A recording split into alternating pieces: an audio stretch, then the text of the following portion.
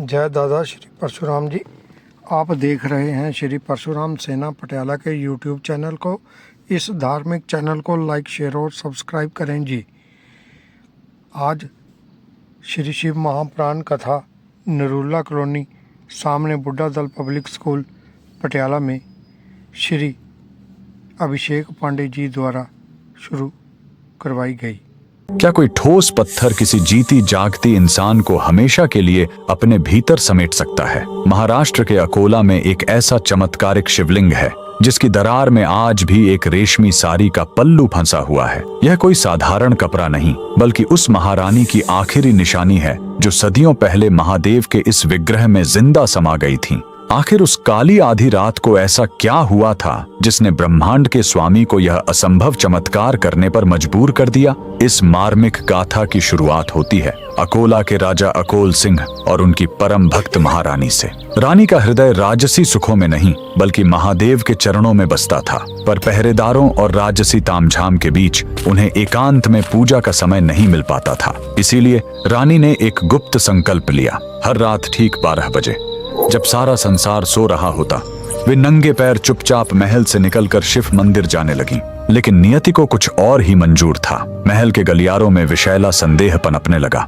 दरबारियों ने राजा के कान भर दिए। महाराज, आखिर महारानी हर आधी रात को छुपकर किससे मिलने जाती हैं? शक का वह बीज राजा के मन में एक भयानक राक्षस बनकर जाग उठा। एक रात हाथों में नंगी तलवार लिए राजा अपनी ही पत्नी के पीछे मौत बनकर निकल पड़े। रानी जैसे ही मंदिर के गर्भगृह में पहुंची और शिव के ध्यान में लीन हुई, तभी पीछे से राजा की पदचाप सुनाई दी। अपनी ही पत्नी पर तलवार ताने खड़े पति को देख रानी का कलेजा फट गया। एक पतिव्रता स्त्री के लिए उसके चरित्र पर किया गया शक मृत्यु से भी बड़ी सजा थी। आंसुओं से भरी आंखों के साथ रानी ने शिवलिंग की ओर देखा और कातर स्वर में पुकारा, हे नीलकंठ, हे त्रिलोकीनाथ, अगर मेरी भक्ति पवित्र है और मेरा सतीत्व निष्कलंक, तो मुझे अभी इसी वक्त अपने चरणों में शरण दे दो। इस कलंक भरी दुनिया में मैं अब एक पल भी जीवित नहीं रहना चाहती। उसी क्षण पूरे मंदिर में एक अंधा कर देने वाली दिव्य रोशनी फैल गई। देखते ही देखते वह विशाल और ठोस पत्थर का शिवलिंग गर्जना के साथ 2 हिस्सों में विभक्त हो गया।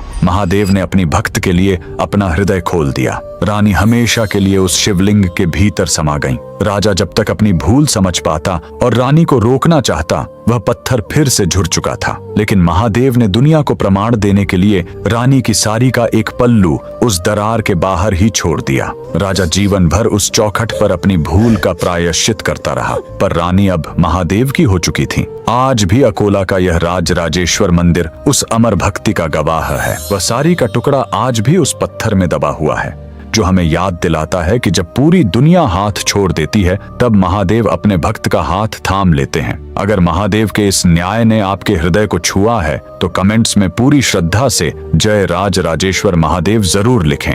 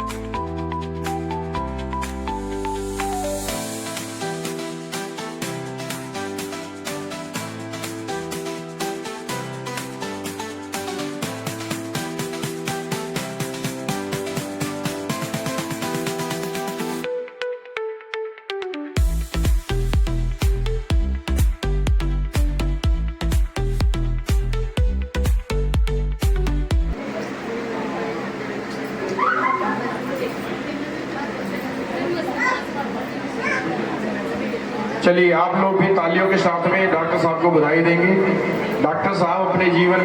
दधीच ने पूछा कि हे ब्राह्मण देव, आपने मेरी गुरु होने की परंपरा को भी माना है और मुझे गुरु धारण किया है। यदि मन में कोई बात हो, कोई इच्छा हो तो आप मुझसे कह सकते हैं। भगवान इसी समय के इंतजार में थे। भगवान ने कहा, प्रभु अगर आप मुझ पर प्रेम रखते हैं, परस्पर भाव रखते हैं, तो मेरे कहने से, मेरी विनती से एक बार आप एक व्यक्ति के सामने झुक जाए। क्योंकि दधीच परम ऋषि थे, उन्हें सार तत्व जानने में ज्यादा समय नहीं लगा। दधीच कहते हैं जो सच्चा आदमी होता है वो अर्थ का अनर्थ करने वाले पर शीघ्रता से गुस्सा कर जाता है, और जिसका गुस्सा भड़क जाए तो आप समझो कि उसके अंदर की सच्चाई की लौ जो है जागृत है। क्योंकि चापलूस व्यक्ति और जो अंदर से छल कपटी होगा वो मीठी मीठी बातें करके अपने स्वार्थ को सिद्ध करने का प्रयास करेगा, लेकिन सच्चा व्यक्ति कभी भी झूठ को, कपट को, ईर्ष्या को बर्दाश्त नहीं करेगा। भगवान भोलेनाथ को प्रणाम करके दधीच खड़े हुए और बोले, श्रीमन नारायण, आप जिस दिन प्रथम बार मेरे समक्ष आए थे मैं समझ गया था आप वैकुंठवासी सच्चिदानंद स्वरूप भगवान नारायण यानी विष्णु जी हैं। आप अपने भक्त को वरदान देकर आए हैं राजा क्षुब्ध को कि आप हमें उनके सामने झुकाएं, लेकिन ये ध्यान रहे कि आपने वेद का अपमान किया है, आपने मेरे प्रभु का अपमान किया है, आपने ब्राह्मण का अपमान किया है, आपने तपस्वी का अपमान किया है, आपने समस्त सृष्टि के नियमों को दांव पर लगा दिया है। जाओ, मेरा तुम्हें श्राप है कि तुम्हें भी एक बार जीवन में हार का समय सामना करना पड़े। और उसी श्राप के कारण भगवान शंकर के अपमान को भी दक्ष की सभा में भगवान श्रीमन नारायण रोक नहीं। इधर अंधकासुर का और उसके साथ सभी राक्षसों का, राक्षस प्रवृत्तियों का जो अत्याचार था धरती पर निरंतर बढ़ता जा रहा था। देवता, असुर, नर, किन्नर, गण, प्राकृत सब त्राहिमाम त्राहिमाम रक्षमाम, सबने ब्रह्मा जी को जाकर ये कहा कि ब्रह्मा जी, इस राक्षस का अंत होना बहुत जरूरी है, अन्यथा सृष्टि क्या देवता भी नहीं बचेंगे। ब्रह्मा जी ने कहा, देखो, इस राक्षस को केवल मात्र मार सकते हैं तो वो है भगवान श्रीमन नारायण अर्थात भगवान विष्णु। लेकिन इस समय भगवान विष्णु जो है श्रापित है, और उनके श्राप को अगर कोई काट सकता है तो आदि अनंत के स्थल रूप में रहने वाले देवों के देव महादेव हैं, अर्थात आपको महादेव की शरण में जाना चाहिए। अब आप देखें शिव महापुराण की कथा के इस 7वें दिन में जितनी भी समस्याएं आई हैं उतनी बार देवता जो है किसकी शरण में आए हैं? भगवान भोलेनाथ। वो चाहते तो श्रीमन नारायण की शरण जा सकते थे, सूर्य देव की शरण ले सकते थे, वायुदेव की, एरावत की, इंद्र की, लेकिन अंतोगत्वा उन्हें शरण कहाँ मिला है? भगवान। क्यों? क्योंकि भगवान भोलेनाथ बड़े भोले और बड़े जल्दी प्रसन्न होते। आपकी जटिल से जटिल समस्या हो और आप श्रद्धा भक्ति भाव से एक लोटा जल सारी समस्या का, समस्या कौन सी?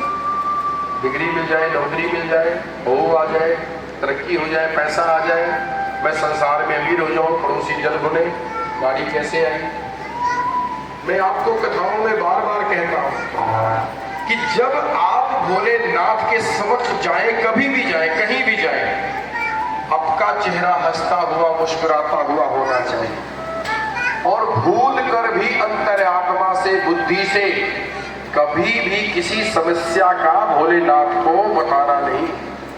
किसी समस्या का वर्णन करना ही नहीं, क्योंकि आपके शरीर में दोनों विद्यमान है, बुद्धि रूपी भगवती और ज्ञान रूपी भगवान शिव। और दोनों ही जो मनुष्य शरीर को धारण करते हैं वो है मेरे नारायण श्रीमन नारायण। जब आप शिवालय के समक्ष जाते हैं तो शिवालय में कभी जीवन में अपनी कोई भी समस्या भगवान को नहीं बताना, बल्कि समस्याओं को बताना है कि हमारे शिव कौन है।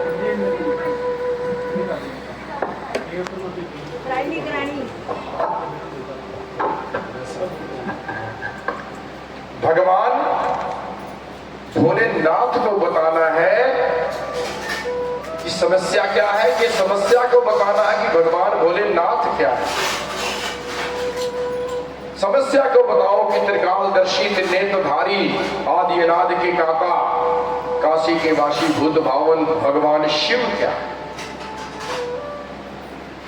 और शिव एकमात्र ऐसे देवता हैं जो ऋषियों का भी, भक्तों का भी, राक्षसों का भी, गणों का भी हर रूप में कल्याण करते हैं। और वक्त पड़ने पर भगवान भिक्षुक भी बन जाते हैं, भीख भी मांगते हैं। भगवान भोलेनाथ चोरी भी करते हैं, भगवान भोलेनाथ भिक्षा भी मांगते हैं। भगवान भोलेनाथ अपने इष्ट के लिए शरण में जाने के लिए अपनी पत्नी तक से चोरी कर लेते हैं। यहाँ कथा में आता है कि आप और हम जब शिवालय जाते हैं तो शिव भगवान को जल चढ़ाते हैं, ओम नमः शिवाय ओम नमः शिवाय। और जल भगवान शिव के ऊपर गिरकर जो माँ भगवती का हाथ शिवालय का ऐसा बना उसके रास्ते से आगे निकलता है। अब आपने कभी सोचा या जाना कि शिवालय की रचना क्या है? धरती पर जलाद्री बोलते हैं इसको, जलाद्री, जहां से जल भगवान का गिरता है, उसके ठीक सामने नंदी क्यों बैठते और उसके राइट में कार्तिकेय और गणेश को क्यों बैठाया जाता है और लेफ्ट में अशोक सुंदरी उनकी पुत्री क्यों है?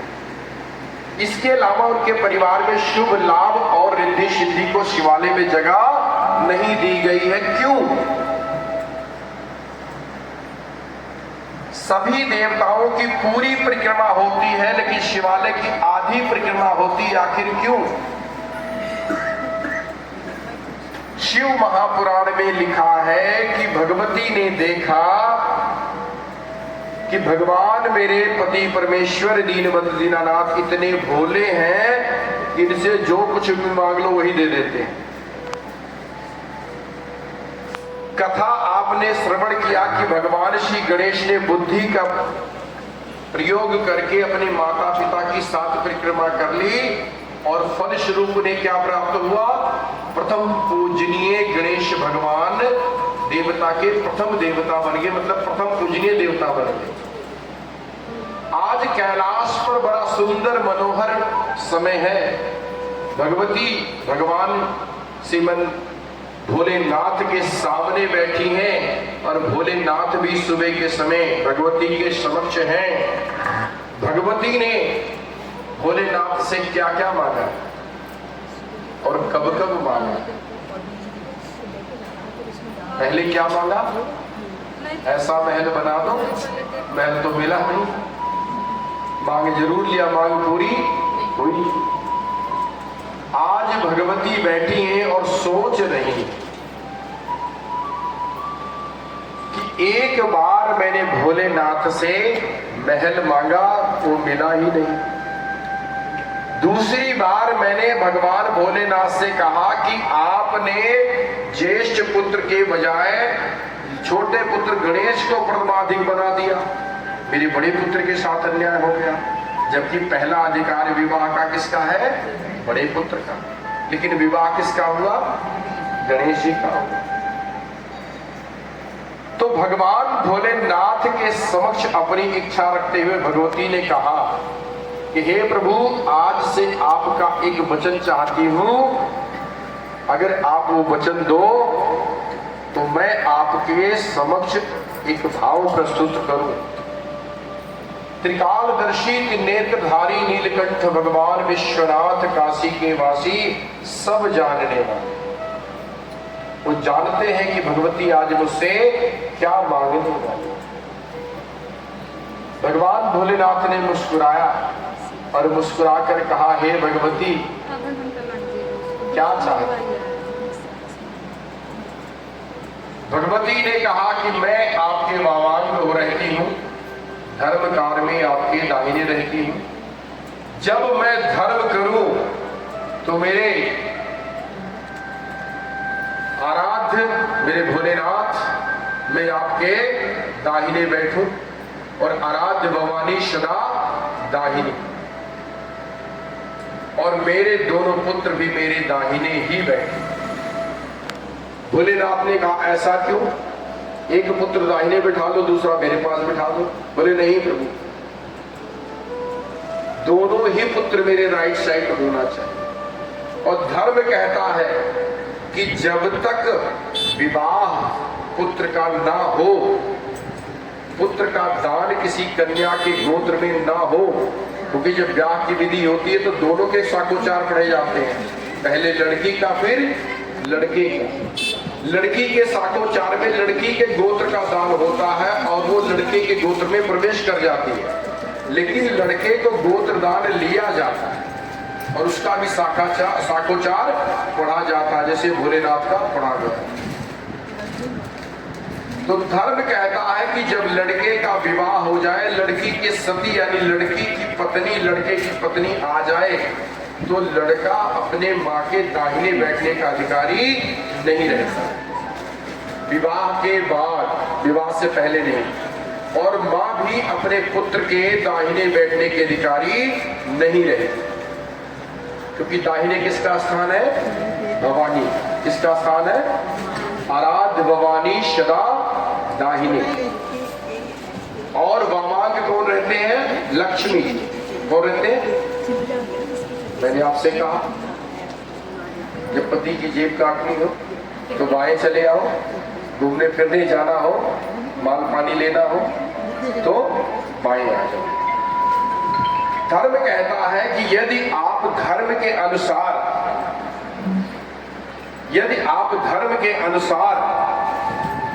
धर्म अनुष्ठान करते हैं, कर्म करते हैं, तो आपका धर्म जो है वो सफल भी होता है और उसका आपको फल भी प्राप्त होता है। लेकिन जब धर्म की विधियां आप नहीं मानते, धर्म को नहीं समझते, उल्टा सीधा कर्म कर देते हो और मन में रहता जी मैंने पूजा करा लिया, मैंने हवन करा दिया, मेरा तो काम सफल है। कई लोग तो ऐसा कहते हैं कि पंडित जी सामग्री थोड़ी रखना, आग के सामने बैठना, गर्मी बहुत। और जैसे पंडित जी ने स्वाहा बोला, दे मुट्ठी भर भर के दे, मुट्ठी जल्दी खत्म करो भगवान, हो गया, आई हैव नो टाइम, इतने में खुश हो लो। उससे भी ज्यादा तेज ब्राह्मण छुटकारा मिला, आगे बढ़ो। ऐसे धर्म कर्म करने का कोई फायदा नहीं। No formality for your God. अपने भगवान के प्रति आपकी कोई फॉर्मेलिटी नहीं होनी चाहिए। यहाँ भगवती ने पुत्रों का स्थान अपने दाहिने मांगा, इसीलिए जलाद के दाहिने गणेश और कार्तिकेय का निर्माण हुआ। और ठीक सन्मुख नंदी बैठे हैं, क्योंकि नंदी धर्म के प्रतीक है। किसके प्रतीक है? धर्म को धारण किए हुए हैं, धर्म पर ही धारण होकर पार्वती को भगवान लेकर आए। तो हम और आप शिवालय में जाते हैं तो सबसे पहले हम किसको प्रणाम करते हैं? नंदी। क्यों करते हैं? क्योंकि हम धर्म करने गए हैं, धर्म को धारण करके भगवान से मिलना है। अरे राम द्वारे तुम रखवारे, होते नया ज्ञान बिन पैसा। यदि राम से मिलना है तो हनुमान की आज्ञा लेनी पड़ेगी, और भोलेनाथ से कुछ पाना है तो नंदी को शरण झुकाना पड़ेगा। नंदीश्वर भगवान ने की। तो जब आप शिवालय में प्रवेश करते हैं तो नंदी को प्रणाम करके आप अपने प्रभु से मिलते हैं, आप अपने देवों के देव महादेव से मिलते हैं। और जब आप महादेव के जलाग्री के पीछे बैठकर जल अर्पण करते हैं तो जल आपका कहां जाता है? मां भगवती के हाथ में। और भगवती के हाथ से जल कौन ग्रहण करता है? धर्म के अवतारी नंदी जी। लेकिन इस बीच की दूरी के बीच में कौन बैठा है? 64 योगिनियां। कौन है? 64 योगिनियों का स्थान जलाद्री से नीचे है। और ये 64 योगिनियां कुछ और नहीं है, ये भगवती के ही 64 रूप है। और इस 64 रूपों को प्रणाम करने के लिए नर किन्नर देवता असुर 33 कोटि के देवी देवता सदैव विद्यमान रहते हैं कि भगवती को प्रणाम किया जाए। आप सोचे जिस जलाग्री को आप नाग कर पाप कर रहे हैं उस जलाग्री में कितने देवी देवताओं का वास दिखाया गया। मां भगवती कहती हैं कि ये जो औघड़दानी भूत भावन शिव भगवान है इनका कुछ पता नहीं है, कब भांग धतूरा खा के कौन सा वरदान दे दे कुछ नहीं पता है। बोले हे नाथ, आपसे एक वचन चाहती हूँ, एक वरदान चाहती हूँ। भगवान भोलेनाथ तो जानते ही थे। बोले देवी कहो क्या चाहती हो? बोलो आज से आप हमें वचन दें कि चाहे देवता हो, चाहे मृत लोक के प्राणी हो, चाहे पशु हो, पक्षी हो, या आपके चाहे गण ही हो, भूत प्रेत पिशाच कोई भी हो, आपकी कोई भी पूर्ण परिक्रमा नहीं करेगा। भगवान बोले तुझे मुझसे क्या प्रॉब्लम है? कभी कहती अगर बात नहीं मानोगे छोड़ के मैके चली जाऊंगी। अब मेरे भक्त मेरी पूजा भी ना करें, मेरी परिक्रमा भी ना करें, ऐसा क्यों भगवती? माता ने कहा मैंने पूजा के लिए तो नहीं रोका, आपकी परिक्रमा अर्ध करें आधी करें। बोले क्यों? बोले जब आधी करेंगे तो तुम प्रसन्न नहीं होगे, जब प्रसन्न नहीं होगे तो वरदान नहीं दोगे, और वरदान नहीं दोगे तो कोई भी देवी देवता या कोई भी मनुष्य जो है वो धर्म से ऊपर नहीं हो पाएगा। इसलिए चाहे भगवान हो, चाहे मनुष्य हो, चाहे नर हो, चाहे किन्नर हो, चाहे गण हो, चाहे भूत हो, चाहे प्रेत हो, वो धर्म से ऊपर नहीं हो सकता। क्योंकि धर्म के रूप में नंदी ने आधे रास्ते को रोका है। और धर्म को लांग कर जाने से पहले कार्तिकेय का सामना करो जिसने ताड़कासुर को मारा है, और अगर बच जाओ तो मंगल करने वाले गणेश जी बैठे हैं, तब भगवती तक पहुंचोगे। और उससे पहले 64 योगिनियों का सामना होगा, उससे पहले 33 कोटि के देवी देवताओं में से 31 देवताओं का सामना करना पड़ेगा, क्योंकि 32 में तो रुद्र बैठे ही। तो शिवालय की कभी पूर्ण परिक्रमा नहीं होती। शिव महापुराण कहता है कि भगवती का वचन है, भगवान भोलेनाथ ने जो भगवती को दिया। अब बात आती है कथा में कि अगर कोई गलती से भूल चूक से ना जाने अनजाने जलाग्री को नाग जाए या परिक्रमा पूर्ण कर ले तो उसका समाधान क्या है? उसका समाधान भी शिव महापुराण बताती है कि जिस पैर से आपने जलाग्री को नागा उसी पैर से उल्टे लौटाओ, उसी पैर से, ताकि परिक्रमा आधी से भी अधूरी हो जाए। तो अगर जीवन में कभी गलती से कोई ऐसी बात है आपसे हो जाए तो घबराना नहीं। पंडित जी मैं तो नाग गई, क्या करूं? आगे पंडित जी टकटकी लगाए बैठे हैं, लिया भाई पाठ करा 10-20 हजार दे, मेरी इनकम बढ़ा। ऐसा कोई दोष नहीं, ऐसा कोई पाप नहीं, ऐसा कुछ नहीं। फिर भोलेनाथ ने मां भगवती को ऐसा वचन प्रदान किया और वचन दिया कि जो मेरी पूजा के बाद आधी परिक्रमा करेगा लेकिन फल उसको पूर्ण मिलेगा। और पूर्ण फल पाने के लिए भगवान नंदी के कानों में आपको अपनी बात रखनी पड़ेगी, तब आपकी पूरी बात का एप्लीकेशन कहां पहुंचेगा? भोलेनाथ के समक्ष। तो जब कभी शिवालय जाएं, डायरेक्ट कम्युनिकेशन नॉट, सीधे डीएम साहब को एप्लीकेशन नहीं देनी है, उनके नीचे वालों को देना है। अर्थात आपके मन में जो कामना हो, आप आपके मन में जो इच्छा हो, आप जो भगवान से चाहते हो, वो नंदी भगवान के कानों में कहो। और जब भोलेनाथ दुनियादारी से फ्री हो जाएंगे, ड्यूटी से फ्री हो जाए, खेती बाड़ी करके फ्री हो जाए, ठीक, खेती की थी, लाभ बहुत हुआ उनको, सुना आपने कथा। तो भगवान जब लोगों के जल बेल पत्र फूल से फ्री हो जाए, खेती बाड़ी से फ्री हो जाए, वरदान देने से फ्री हो जाए, तो दोनों सन्मुख रहते हैं, कौन? नंदी और भगवान शिव। तब नंदी को भगवान शिव कथा सुनाते हैं अपने इष्ट नारायण की, और नंदी प्रति उत्तर में नारायण के लोक में रहने वाले मनुष्यों की समस्या सुनाते हैं भगवान भोलेनाथ को। बोले हर हर शिव शंकर डमरू वाले। आइए सभी बात कहेंगे क्या है संग तेरी माया जग में और दुनिया के रखवाले, है संग तेरी माया जग में, है संग तेरी माया जग में और दुनिया के रखवाले।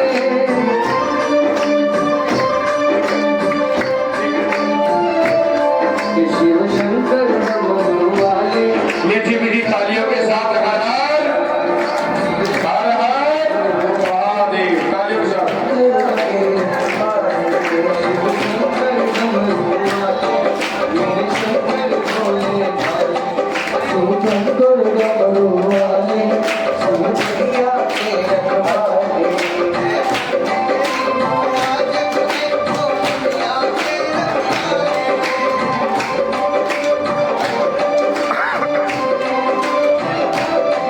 शिव शंकर डमरू वाले, मेरे शंकर भोले भाले, शिव शंकर डमरू वाले।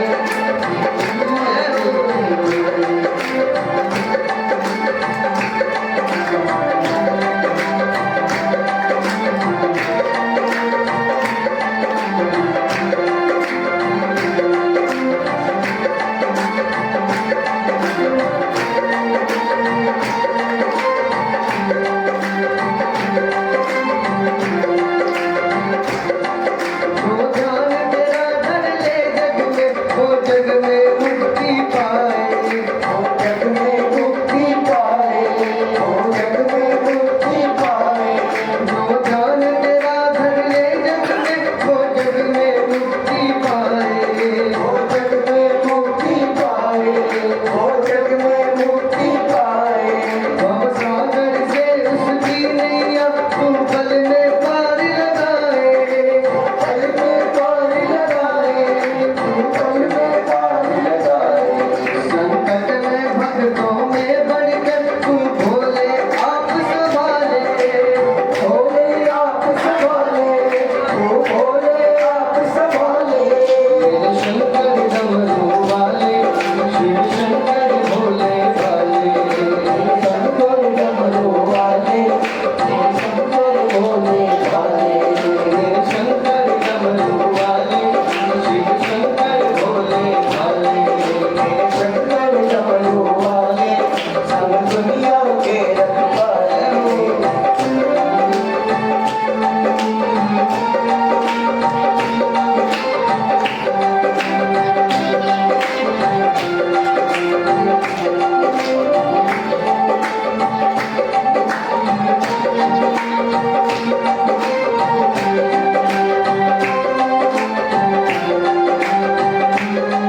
है कोई नहीं इस दुनिया में तेरे जैसा वरदानी, तेरे जैसा वरदानी, तेरे जैसा वरदानी। नित्य सुमिरन करके नाम तेरा संत ऋषि और ज्ञानी, संत ऋषि और ज्ञानी, संत ऋषि और ज्ञानी। ना जाने किस पर खुश होकर तू उसको आप संभाले। मेरे शंकर डमरू वाले, शिव शंकर भोले भाले, शंकर डमरू वाले,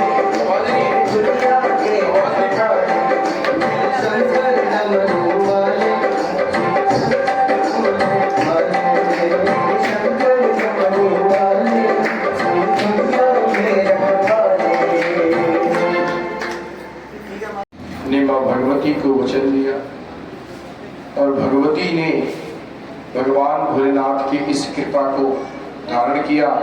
और तब से मान्यता यही है कि शिव महापुराण कथा के अनुसार जब आप शिवालय जाएं तो शिवालय में जलाग्नि को नागना नहीं, लेकिन यदि जाने अनजाने अगर भूल चूक हो जाए तो तुरंत उसी कदम को पीछे हटाकर वापस आना है। और भोलेनाथ को कभी जीवन में कोई समस्या नहीं बतानी, और भोलेनाथ को समस्या नहीं बतानी है। अपने मन की बात भगवान श्री नंदी को बताया। नंदी ही आपकी बात को भोलेनाथ तक पहुंचाते हैं। और कहने का भाव ये है कि भगवान सब जानते हैं, भगवान को कुछ बताने की जरूरत नहीं। वो आपके अंदर क्या है, आपके बाहर क्या है, भगवान सब जानते हैं। यहां पर दधीच ने भगवान श्रीमान नारायण को देखा और नारायण की इच्छा को जानकर दधीच ने सारी माया हटा दी और माया हटाकर कहा कि हे विष्णु भगवान, हे नारायण, आपने ब्राह्मण को झुकाने का, ऋषि को झुकाने के लिए तपस्या की है, अर्थात आप में स्वयं ब्रह्म का अपमान किया है। और मेरा श्राप है कि आपको एक बार जीवन में पराजय देखना। इधर राजा दक्ष की सभा में भगवान के अपमान को देखकर भी नारायण कुछ नहीं कर सके, क्योंकि नारायण श्रापित भाव में थे। सभी देवता भगवान भोलेनाथ के शरण में गए।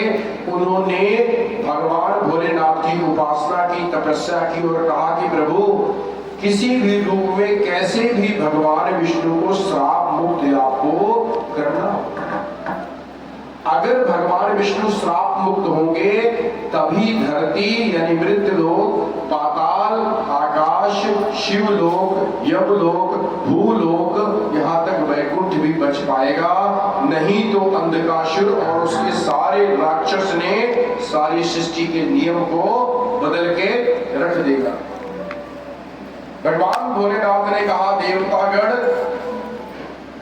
मेरी शरण में चाहे देवता आ जाएं, चाहे राक्षस आ जाएं, अगर सच्ची श्रद्धा भक्ति भाव से आए हैं तो उन्हें सब कुछ प्राप्त होगा।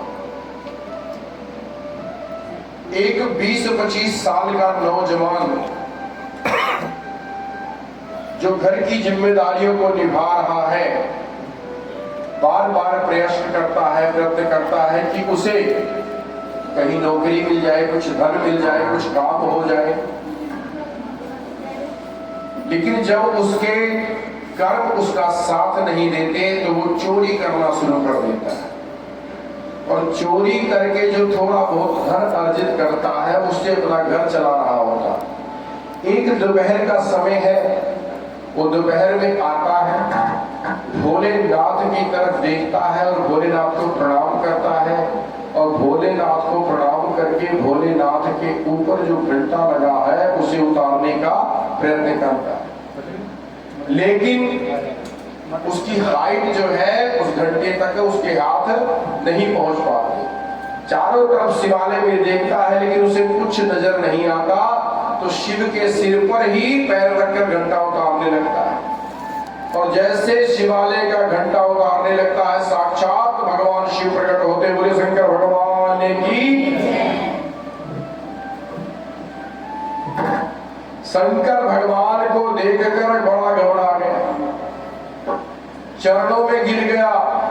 बोले, आप महाराज पुजारी हो, शिवालय के देख रेख करने वाले हो, मंदिर कमेटी के हो कि प्रधान हो, मैं नहीं जानता, लेकिन मैं 2 दिन से कुछ नहीं कर पाया। मेरे बाल बच्चे सब भूखे हैं और आप मुझे पकड़कर पुलिस को मत देना, नहीं पुलिस बहुत मारेगी और मेरा परिवार बिखर जाए। और जोर जोर से रोने लगा और चरणों में गिरकर ऐसा रोया कि भगवान भोलेनाथ के चरणों को ही धो डाला। भगवान ने थोड़ी देर इस लीला को देखा और भगवान ने जब पैर पीछे कर लिए तो भगवान के पिंडी रूपी शिवलिंग से लिपट गया और लगा रोने। जितने पैर की मिट्टी शिवलिंग में लगी थी वो उसके आंसुओं से धो गई और क्षमा मांगता रहा, पश्चाताप करता रहा। पश्चाताप के आंसू जो हैं उसको भगवान के समक्ष प्रकट करते रहे। भगवान ने बड़े प्रेम से, बड़े भाव से, बड़े आनंद मंगल के साथ उस नौजवान के सिर पर हाथ फेरा और कहा कि पुत्र घबराओ नहीं, मैं मंदिर का ट्रस्टी नहीं हूं, मैं पुजारी नहीं हूं, मैं शिवालय का देख रेख करने वाला नहीं हूं, मैं तो तुम्हें वरदान देने आया हूं, मांगो क्या मांगेंगे। उस युवक की बुद्धि भ्रमित हो गई, बोले महाराज मैं तो चोरी कर रहा हूं, ना तपस्या किया, ना पूजा किया, ना पाठ किया, ना कोई फल, ना कोई दान, ना पुण्य, कुछ भी नहीं, तो वरदान किस बात का।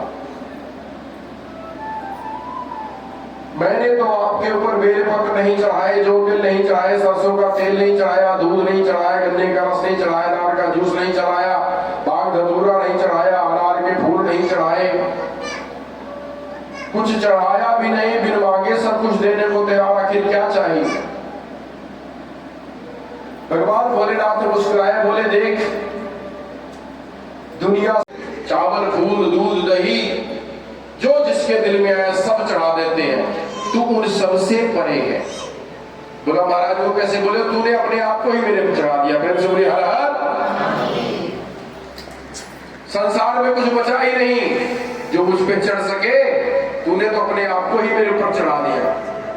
ऐसे हैं देवों के देव महादेव भोलेनाथ, इन्हें कोई फर्क नहीं पड़ता कि आप किस तरीके से, किस विधि से, किस भाव से आप पूजा कर रहे हैं।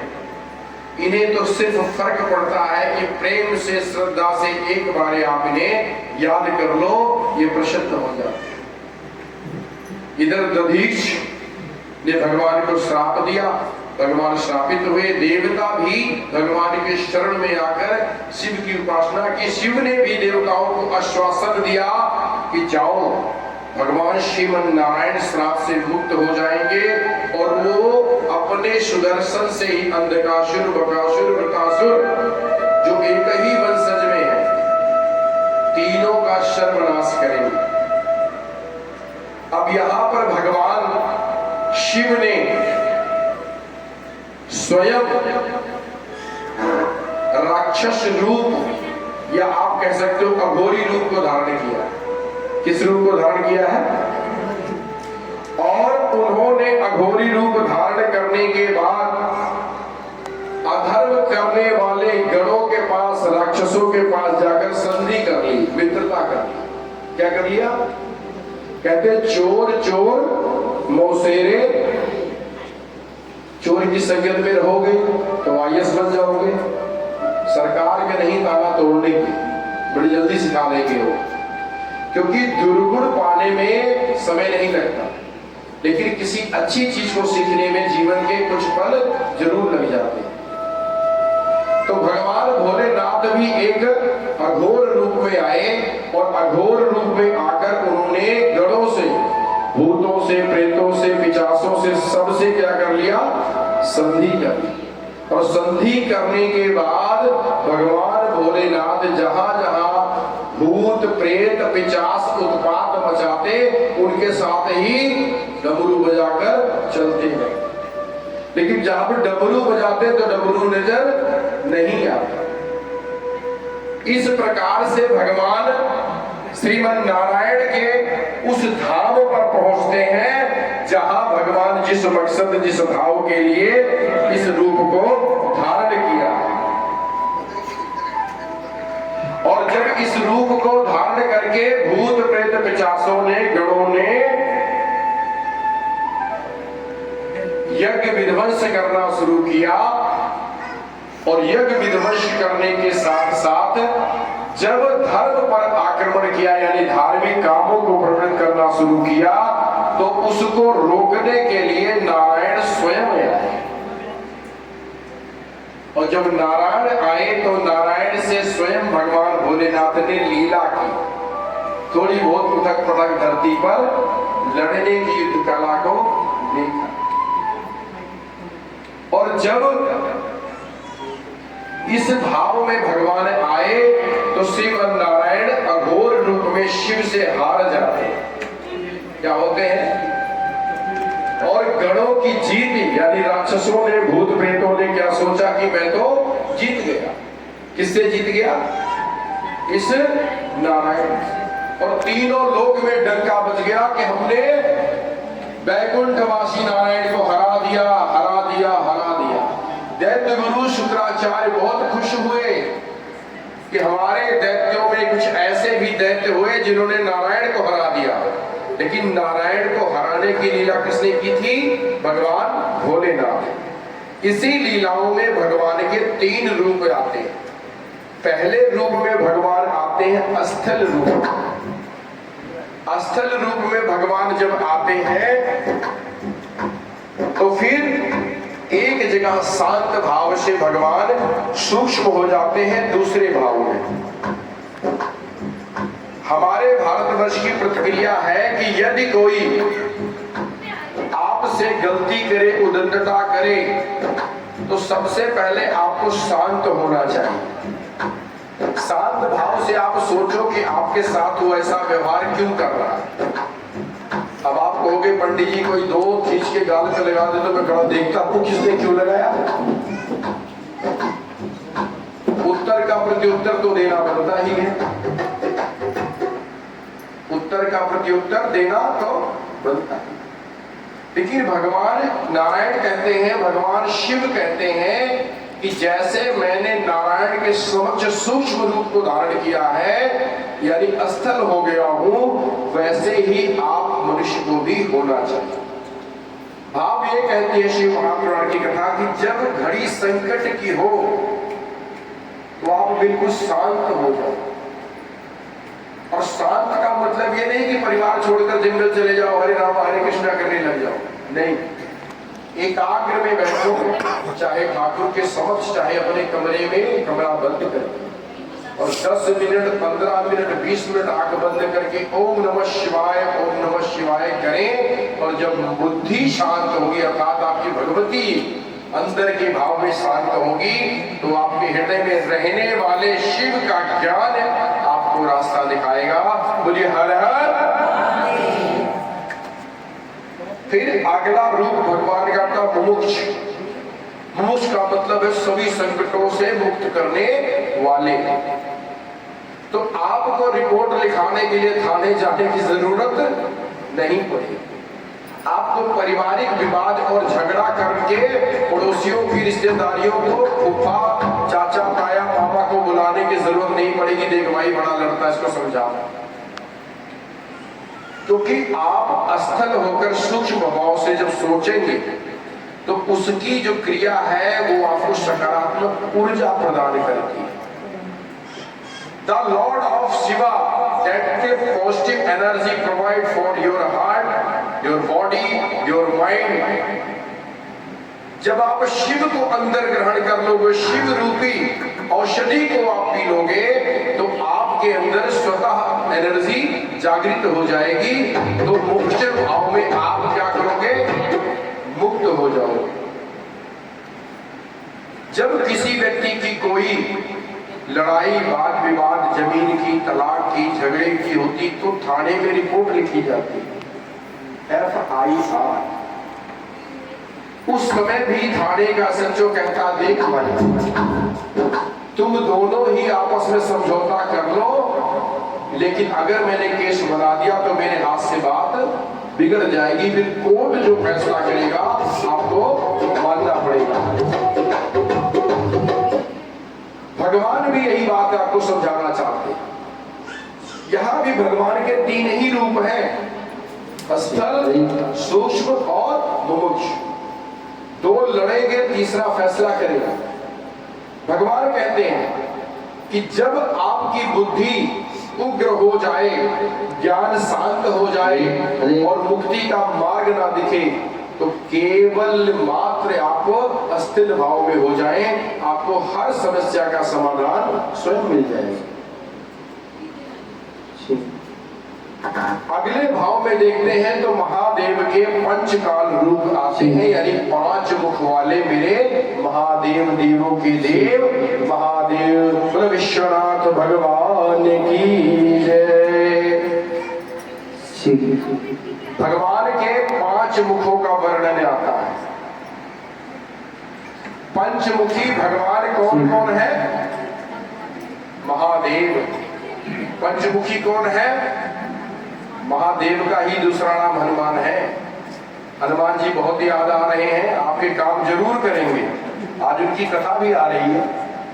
अभी तक हनुमान जी की एंट्री नहीं हुई है कथा में। अभी तक हनुमान जी की एंट्री सिर्फ व्यासपीठ पर विद्यमान है, लेकिन शिव महापुराण में भगवान नारायण की लीला भी आई है और भगवान की एंट्री भी हुई है। आज कथा के 7वें दिवस में भगवान के हनुमान जी की कथा भी आई। महादेव के 5 रूप में यानी 5 मुख वाले भगवान हैं और 5 मुख के साथ महादेव की 10 भुजाएं हैं। कितनी हैं? 10 भुजाएं। और भगवान भोलेनाथ के नेत्र कितने हैं? अरे भाई कैलकुलेशन कैसे बिगड़ गई? जब मुख 5 है तो नेत्र 3 कैसे? 15 नेत्र है। कितने हैं? कितने हैं? और पक्ष आपके कितने हैं? तिथियां कितने दिन की बनती हैं? 15 दिन की एक तिथि बनती है। चांदन और अधेर कब चढ़ता है? जब भगवान भोलेनाथ के 15 नेत्र बंद होते हैं तब अंधेर होता है। क्या होता है? और जब खुलते हैं तो क्या होता है? ये गणित समझ के रखना प्यारे। भोले की कथा है, शिव महापुराण की गंगा में नहाओगे तो तर जाओगे और बैठ के मौज मस्ती करोगे तो घर जाओगे। कहने का भाव यह है कि आप शिव को समझें, शिव तत्व को जाने। शिव महापुराण में कहीं नहीं लिखा है कि बेलपत्र पे शहद लगा के चढ़ाने से आप पास हो जाओगे। ये लिखा है कि शिव के बेलपत्र पे राम नाम लिख दो तो शिव साक्षात प्रसन्न हो जाते। शिव महापुराण कभी नहीं कहती कि आप ये उपाय करो, कर्म करने की जरूरत ही नहीं है। सारा साल आप पढ़ाई ना करो, लास्ट में शहद लगा के भगवान को चिपका दो, पास कर दी तो भगवान तुम्हारे खाली नहीं बैठे। क्योंकि शिव को भी अगर कुछ पाना था तो शिव ने कर्म किया है। आप इस कथा को समझें। आदि अनादि देवता जिसका न आदि है, न अंत है, न पिता है, न माता है, उसे भी कर्म के द्वारा ही सब कुछ प्राप्त हुआ है। बिना कर्म से कुछ नहीं मिला है। तो आप और हम बिना कर्म से सब चाहते हैं, कैसे संभव है? बिना कर्म किए तो एक ही चीज मिल सकती है कलयुग में। क्या है वो? दूसरों के घर की चाय। जाओ बिल मारो, अगला कहता बैठो जी चाय लाती। लेकिन खुद के घर की चाय पीनी हो तो उसके लिए मेहनत करनी पड़ेगी, कर्म करना पड़ेगा। कैसे? राम राज में बहुत था दूध, कृष्ण राज में घी, कलयुग में सर्वप्रिय चाय फूक फूक कर। जहां जाओ वहां क्या मिलेगा? ज्यादा मेहरबानी तो बदल देते हैं, ठंडा लोगे गर्म, ठंडा कहो तो कोल्ड कॉफी, गर्म कहो तो उबला पानी। कलयुग का प्रधान प्रिय क्या बना? राम राज्य में घी बहुत, राम राज्य में दूध बहुत और कृष्ण राज्य में घी। कलयुग की प्रधानता चाय को खूब फूक फूक कर, यानी शतयुग के राजा राम, द्वापर के राजा भगवान कृष्ण और कलयुग के राजा हमारे देवों की देव महादेव। हर हरि ओम में ओम समाया। तो आपके इस निर्मला कॉलोनी में कौन आया है? भोलेनाथ आए। और एक बात ध्यान रखिएगा, भोलेनाथ इस पवित्र स्थान पर विद्यमान है, निर्मला कॉलोनी के 129 नंबर मकान में। और भोलेनाथ को कहीं चलकर जाने की जरूरत नहीं है। पटियाला के हर कोने से लोग यहाँ आ रहे हैं। हमारे परशुराम सेना के मुखी बाबा नवेश शारदा जी, देखिए ये परशुराम सेना को संगठित करने वाले पटियाला के मुखी परशुराम सेना का नेतृत्व करते हैं और शोभा यात्रा निकालते हैं। आपने सोचा कि रिपोर्टर तो हैं, चैनल चलाते हैं, लेकिन गवर्नमेंट के जमाई भी हैं, बहुत तगड़ी पोस्ट में है, बैंक में, मालदार पार्टी है। और इनकी धर्म पत्नी अनीता बहन जी वो बैठी है। इन्होंने मेरे को बहुत पहले कहा, मेरे आप छोटे भाई हो, मेरी सेना के रथ यात्रा निकलवाओ। और मैंने इनके घर से रथ यात्रा निकलवाई थी। ये बहन बनकर आगे चली और मैं रथ पर बैठा था। इनकी एक बेटी भी है, यही कहीं शायद आई हुई है, आई नहीं है। तो आप देखें कि कल सरहंद रोड से महादेव के भक्त आए, आज जयजाम कॉलोनी से किरण जी आई, स्वर्गीय ओम प्रकाश, क्या नाम है, ओम प्रकाश, जो फौज में विद्यमान थे, इनके पिताजी माताजी समक्ष बैठी और सबको स्वस्थ प्रदान करने वाले, सबके दुख को दूर करने वाले, देवों के देव महादेव के भक्त प्रविंदर शर्मा डॉक्टर साहब वो बैठे। आपको दिख रहे डॉक्टर साहब? कौशल्या में हेड है, माता कौशल्या में सारी व्यवस्था संभालते हैं, सबको ड्यूटी पे लगाते हैं। यहाँ इस तरह से विद्यमान है जैसे कुछ है ही नहीं। ये भक्ति भाव का सूक्ष्म रूप है। जब आपको कुछ पाना हो तो आपको स्थल भाव में बैठना चाहिए, तब आपको सब कुछ प्राप्त होगा। तो इस नगर में श्रावण मास के इस पवित्र महीने में भगवान शिव का जलाभिषेक रुद्राभिषेक हर मंदिरों में चल रहा, लोग सब करवा रहे हैं, लेकिन शिव महापुराण की कथा पटियाला में शायद ही कहीं चल रही होगी।